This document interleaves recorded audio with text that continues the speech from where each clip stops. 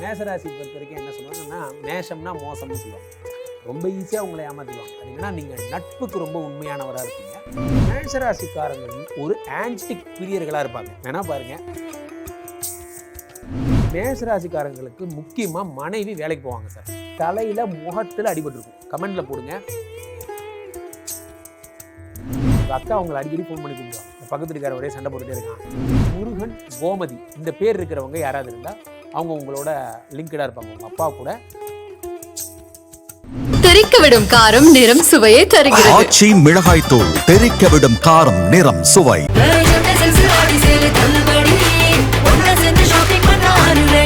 The Chennai Silks and Aha Oho Adi Sale 50% வரை தள்ளுபடி. உலகெங்கிலும் இருக்கும் குமுதம் பக்தி நேயர்கள் அனைவருக்கும் வணக்கம். நான் உங்கள் ராம்ஜி. இப்போ நம்ம எடுத்திருக்கிற ஒரு டாபிக் என் உயிரை பிழிந்து எழுதியது அப்படி தான் நான் சொல்லியிருந்தேன். நிர்வாகத்திட்டே அப்படி தான் சொன்னேன்.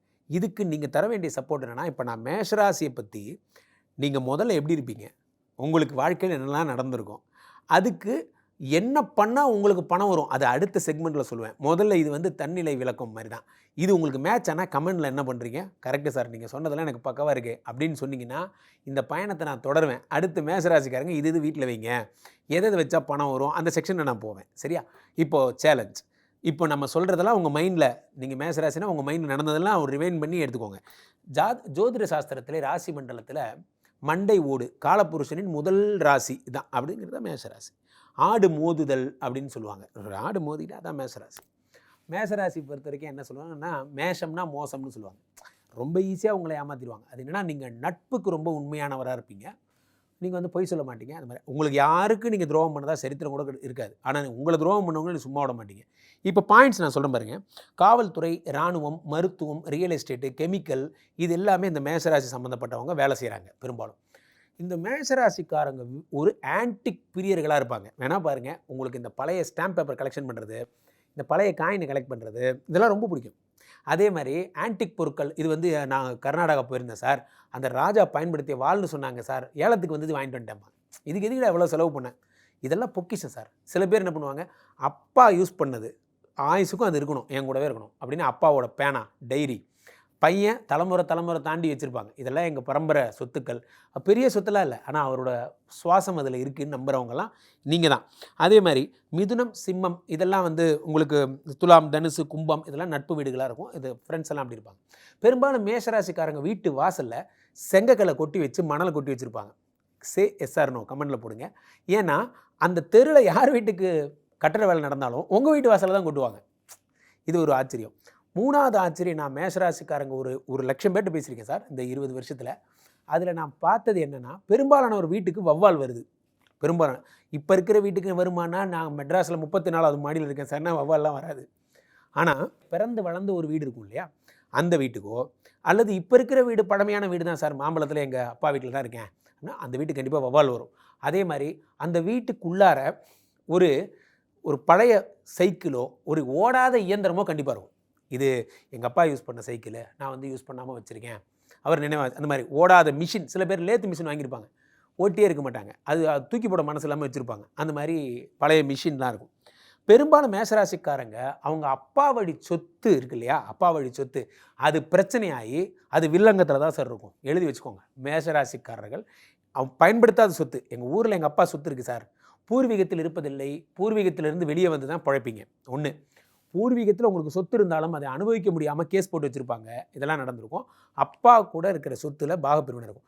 மேஷராசிக்காரங்களுடைய கூட பிறந்த அக்காவோ தங்கியோ யாராவது இருக்காங்கன்னு வச்சுக்கோங்களேன், அவங்க தங்கியிருக்காங்க பாருங்கள், அவங்க தங்கியிருக்கிற வீட்டுக்கு பக்கத்து வீடு, அது அவங்களுக்கு பிரச்சனையாகவே இருக்கும். உங்கள் அக்கா அவங்களை அடிக்கடி ஃபோன் பண்ணி கூப்பிடுவாங்க. இந்த பக்கத்து இருக்கார ஒரே சண்டை போட்டுகிட்டே இருக்கான், போலீஸில் கம்ப்ளைண்ட் பண்ணிட்டான், சும்மாவே தண்ணி வாசலில் நிற்கிது, கேட்டதுக்கு இப்படி சொல்லிட்டான், இந்த மாதிரி ஏதோ ஒன்று சொல்லிட்டே இருப்பாங்க. கார் பார்க்கிங், நம்ம கார் பார்க்கிங்கில் அவர் கார் விடுறாரு, ஏதோ ஒன்று. நீங்கள் பஞ்சாயத்துக்கு போயிட்டே இருப்பீங்க. அவங்க பக்கத்து வீட்டுக்காரரை கூப்பிட்டு, ஏன் சார் இப்படி பண்ணுறீங்க, எங்கள் அக்கா பாவம் சார், நிம்மதியாக வாழ விடுங்க சார், அதெல்லாம் சொல்லிகிட்டே இருப்பீங்க. இதெல்லாம் மேஷராசிக்காரர்கள் ஜென்ரலாக நடக்கிறது. 35 வயசு வரைக்கும் நீங்கள் ஃபாரின் போவீங்க, பெரிய பெரிய கம்பெனி லண்டன் போகிறது, இந்த மாதிரிலாம் போகிறது, இதெல்லாம் பண்ணுவீங்க. ஆனால் அங்கே ஃபாரினில் ஏஜென்ட்டுக்கிட்ட ஏமாந்து போகிறது, நீங்கள் எதிர்பார்த்த டெசிக்னேஷன் கிடைக்காம திரும்ப ஊருக்கே டே இதெல்லாம் ஒரு ஊரா, நான் என் ஊரில் எவ்வளோ பெரிய அழகை காட்டுறேன் பாரு, என்று சொல்லி திரும்பி வந்தவங்க 100க்கு 99% இதெல்லாம் இருப்பீங்க. உங்கள் வாழ்க்கை துணை கடல் அல்லது நதி பக்கத்தில் தான் அவங்க வீடு இருக்கும். உங்கள் வாழ்க்கை துணையுடைய வீடு ஒன்று பக்கத்தில் பீச் இருக்கும். இங்கேருந்து 1 கிலோமீட்டர் தூரத்தில் எலியட்ஸ் பீச் சார் அந்த மாதிரி இருக்கும் உங்கள் வாழ்க்கை துணை. வாழ்க்கை துணை தெற்கு அல்லது தென்மேற்கு திசையிலேருந்து நீங்கள் பொண்ணு எடுத்து வர இருப்பீங்க. கிராமத்தில் இருக்கவங்க பொருத்தி பார்த்துக்குவாங்க. மேஷராசிக்கார பெண்களுக்கு இனிப்பு, விவசாயம், அலங்கார பொருள் செய்கிற கணவர்லாம். மேஷராசிக்காரங்களுக்கு முக்கியமாக மனைவி வேலைக்கு போவாங்க சார். 2 7 கூடியவர் சுக்கிரன் என்பதால் 2 கூடிய சுக்கிரன் தனாதிபதி என்பதால் கண்டிப்பாக வேலைக்கு போவாங்க அல்லது வெளிநாடுக்காவது போவாங்க. உங்கள் மனைவினாலும் நீங்கள் ஏர்னிங் பாடி, அவங்க ஏர்னிங் பாடியாக தான் இருப்பாங்க. மேஷராசிக்காரங்க வீட்டில் ஒரு தீ விபத்து, சின்ன தீ விபத்தாவது ஏற்பட்டிருக்கும். பெரிய பொருள் நாசம் இல்லைனாலும் ஒரு தீ விபத்து ஏற்பட்டு சார் ரெஜிஸ்டர் ஆகிட்டு போச்சு நம்ம வீட்டில் ஒன்று, அந்த மாதிரி நடக்கும். போலீஸ் பிரச்சனை இருந்துகிட்டே இருக்கும். அதுதான் உங்களுடைய பெரிய பிரச்சனை. ஏன் தெரியுமா? உங்கள் மேஷத்துக்கு 1 கூடிய செவ்வாய் தான் கீழே 8 கூடிய செவ்வாயாகவும் இருக்கான். பாருங்கள், பேசிட்டு இருக்கிறீங்க, ஒரு ஆச்சரியம். நான் சிவப்பு கலர் சட்டை போட்டுருக்கேன். இதான் உங்கள் மேஷத்தோட ட்ரேட்மார்க். இந்த மேஷம்னா செவ்வாய், செவ்வாய்னா சிகப்பு, சிகப்புனா புரட்சி. நீங்கள் புரட்சிக்கு போகாத வரைக்கும் நல்லது. புரட்சி தலைவரெல்லாம் ஆகிட்டிங்கன்னா நீங்கள் தான் அந்த கொடி பிடிக்கிற ஃபஸ்ட் ஆள் நீங்கள் தான். 1 8 கூடையவர் யார்? செவ்வாய் என்பதால் தலையில் முகத்தில் அடிபட்டிருக்கும். கமெண்டில் போடுங்க, உங்கள் வாழ்க்கையில் இது வரைக்கும் ரொம்ப சின்ன பசங்களாக இருந்தால் நடந்திருக்காது. அட்லீஸ்ட் ஒரு 30 வயசு ஆள்னு வச்சுக்கோங்க. கீழே கமெண்டில் என்ன வரும் உங்களுக்கு? ஆமாம் சார், எனக்கு இந்த இடத்துல ஒரு தையல் போட்டாங்க, ஆமாம் இந்த இடத்துல தலையில் அடிபட்டு, பெரிய பிரச்சனை கிடையாது இப்போவும் சொல்கிறேன், ஆனால் முகத்தில் ஒரு மார்க் இருக்கும், இந்த மாதிரி அடிபட்டிருக்கும். அடுத்ததாக பல பேரை நிச்சயம் நாய் கடித்த அனுபவம் நிறைய பேருக்கு உண்டு. மேஷராசிக்காரங்க 98% பேர் ஒரு வீணாக போன ஏரியா சார், நான் சும்மா என் ஃப்ரெண்டை கூப்பிட்டான்னு போனேன், ஒரு சின்ன நாய் தான் கடிச்சிருச்சு, டிடி போட்டால் சரியாயிடுச்சு. ஆனாலும் ஒரு சம்பவம் ரெஜிஸ்டர் ஆச்சா இல்லையா, அதுதான் முக்கியம். இது நடந்திருக்கும். பெரும்பாலும் உங்கள் வீட்டில் இந்த பெட் அனிமல் வளர்த்துறதுல ரொம்ப இன்ட்ரெஸ்டடாக இருப்பீங்க மேஷராசிக்காரர்கள். எப்படின்னா, இது என்ன தெரியுமா சார், இதுக்கு பேர் தான் வந்து கோல்டன், இது என்னமோ சொல்கிறீங்களே அந்த மாதிரியான காஸ்ட்லியான டாகு, இது ரொம்ப பத்திரமா. ஒரு காலத்தில் வீட்டுக்கு வெளியே நிற்க வச்சுருந்தோம், நாய் நமக்கு காவலாக இருந்தது. இப்போ நம்ம நாய்க்கு காவலாக இருக்கும். நாயை கொண்டாந்து கூண்டில் போட்டு அது பக்கத்துலேயே உட்காந்து அம்முக்குட்டி சாப்பிடு, இது மாதிரி ஐட்டம். நாயை தான் நம்ம பார்த்துக்குறோம் இப்போ. ஸோ அந்த மாதிரி எனிவே யூஆர் ஏ பெட் லவர்ஸ். அதே மாதிரி நீங்கள் லெவல் கம்மியான லோக்கல் பிராண்டு யூஸ் பண்ணவே மாட்டீங்க. ஒரு சட்டை போடுறீங்களா, அந்த சட்டைக்குரிய பிராண்டு, பனியன் போடுறீங்களா அதுக்குரிய பிராண்டு. அதேமாதிரி பல பேர் மொபைல், இந்த மொபைல் சார், இந்த கம்பெனி மொபைல், அந்த கம்பெனி இது, இந்த காதில் போட்டுக்கிற ப்ளூடூத், அந்த கம்பெனி வாட்ச்சு, ஒரே மாதிரி ஒரு ஃபேமிலியாக வச்சுருப்பீங்க. அதை கழட்டும் போது நீட்டாக கழட்டி வைப்பீங்க, அந்த கவருக்குள்ளே பவுச்சுக்குள்ளே போட்டு வைப்பீங்க. இதெல்லாம் உங்கள் குணம். நீங்கள் வந்து பிராண்டாக இருப்பீங்க.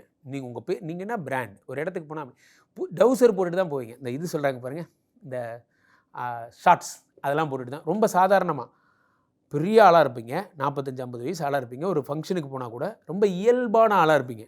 உங்களுக்கு இந்த ஆர்டிஃபிஷியல் இதெல்லாம் பிடிக்காது. உங்கள் வீட்டில் ஜோதிடம், மதம், கடவுள் வழிபாடு இதை சேர்ந்த ஒருவர் நிச்சயம் இருப்பார் உங்கள் வீட்டில். அதுதான் ஒரு ஆச்சரியம். கமெண்டில் போடுங்க. ஆமாம் சார், எங்கள் அப்பா ஒரு காலத்தில் சாமி ஆடுவார் சார், அவருக்கு அமாவாசை வந்தால் சாமி வரும் போன்ற விஷயங்கள்லாம் நீங்கள் சொல்லுவீங்க. ஒருதலை காதல் பண்ணுவீங்க. நீங்கள் எப்படி சின்ன வயசுலேருந்து லவ் பண்ணுவீங்க. இந்த அழகி படத்தில் வரும் பாருங்க, அந்த மாதிரி தான். ஒளியிலே தெரிவது தேவதைய, அதெல்லாம் நீங்கள் தான். அந்த விழுந்து விழுந்து லவ் பண்ணுறது அந்த ஒரே பொண்ணு. உங்களுடைய குணம் பர்ஃபெக்ஷனிஸ்ட். நீங்கள் தப்பே பண்ண மாட்டீங்க, அதான் உங்களுடைய குணம். ஏன்னா செவ்வான்னா புரட்சிக்காரன், அவர் தப்பு பண்ண மாட்டார். வெளிநாட்டு யோகம், அயல்நாட்டு தொடர்பு இதெல்லாம் இருக்கும். மேஷராசிக்காரங்க வீட்டில் கோமதி, முருகன் இந்த பேர் கொண்டவங்க உங்களுடைய அப்பா வடி சொந்தமாக இருப்பாங்க. உங்கள் அப்பா வடி வீட்டில் முருகன், கோமதி இந்த பேர் இருக்கிறவங்க யாராவது இருந்தால் அவங்க உங்களோட லிங்க்டாக இருப்பாங்க உங்கள் அப்பா கூட. அது கீழே கமெண்டில் போடுங்க. நீர்கண்டத்தில் தப்பியிருப்பீங்க. உங்களுடைய 35வது வயசு நீர்கண்டத்தில் தப்பியிருப்பீங்க. அமானுஷ சக்தி உண்டு, மருத்துவ அறிவு உண்டு. உங்கள்கிட்ட தான் கேட்கணும் சித்த வைத்தியம். சூப்பராக சொல்லுவீங்க சார். சார் ஆக்சுவலாக இது பார்த்தீங்கன்னா தூதுவளை கசாயம் இருக்குல்ல, அதை அப்படி போட்டு அப்படி குடிச்சிங்கன்னா அப்படி ஆகும் சார். எதுக்கு சார் மாத்திரை சாப்பிட்றீங்க, கிட்னி ப்ராப்ளம் ஆயிரும் சார். அதை பற்றி ஒரு கிளாஸ் எடுத்து டாக்டருக்கே நீங்கள் புத்தி சொல்லுவீங்க. இதெல்லாம் பண்ணுவீங்க. வாழ்வில் ஒரு முறையாவது நீங்கள் தொழில் யாருக்காவது தொடங்கி கொடுத்து ஏமாற்றத்தை சிந்திச்சிருப்பீங்க. இதெல்லாம் நடந்திருக்கும். நான் தான் சார் டெவலப் பண்ணதுக்கப்புறம் கழட்டி விட்டான் சார், இப்போ நான் நல்லா இருக்கேன் சார், இது நான் இதாகிட்டேன் சார், அவர் நல்லா இருக்கார் சார், அதெல்லாம் நடக்கும்.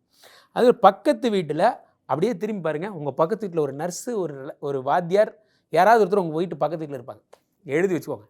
நீங்கள் அந்த இப்போல்லாம் யாரும் எங்கே வேலைக்கு போகிறான்னு யாருக்குமே தெரியறதில்ல.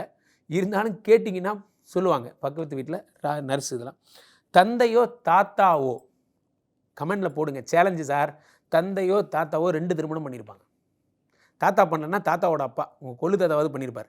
2 திருமணம் நடந்திருக்கும். இது உங்கள் வீட்டில் நடந்திருக்கும்.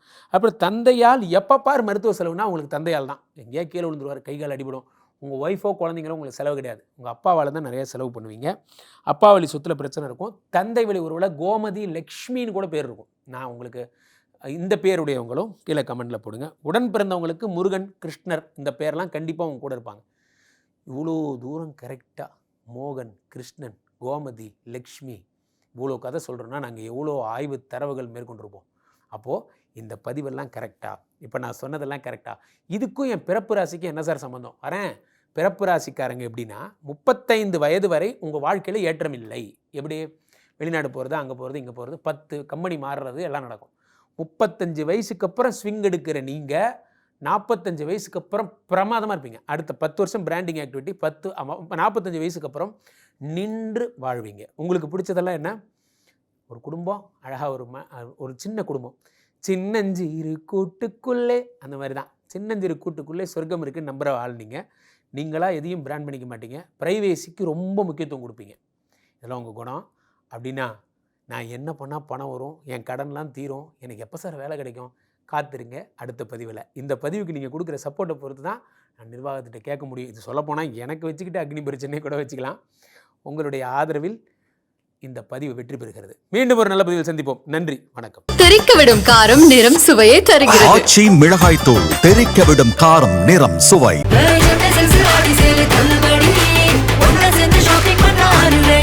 The Chennai Silks in ஆஹா ஓஹோ ஆடி சேல் 50% வரை தள்ளுபடி.